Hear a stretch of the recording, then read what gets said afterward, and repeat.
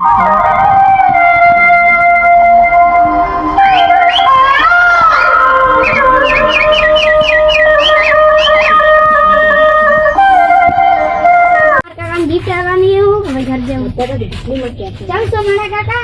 તો નહીં ઓળખતો, તું મને કેવી રીતે ઓળખે? હું ભૂરા કાન છોકરો, પેલા ભૂરિયાનો છોકરો. ચાલ આટલા ગુડ ગમો નતો દેખાતો, નોકરી પર જતો. કેટલો પગાર હે? 18,000. તો ના કહું તો મને કહેતો ખરા, મારા કાકાને ગિફ્ટ આવવાની એટલે હું ના કહું તો મને કહેતો ખરા, પણ ના કહું તો તાર કાકાને ના કહેતો. એક મોટો કોલ દેખાડે.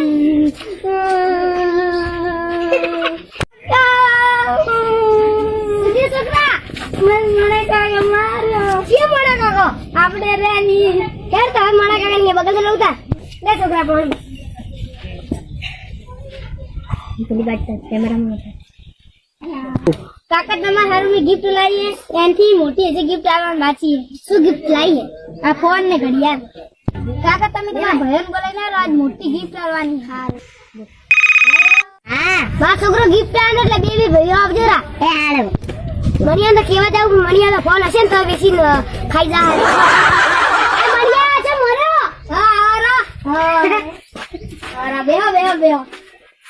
એ છોકરા ચા લો કાકા ચા લ્યો. યસ બધું બેસીને ખાઈ જાય ને બારમાં તો બાકા. અલા ફોન ને ઘડિયાળ જોઈને લાઈ મારો છોકરો લઈને આવ્યો. ઓ પેલો મુકલો હવારમાં આવતો હતો, એની મને કહેતો હતો આ ગિફ્ટ લો.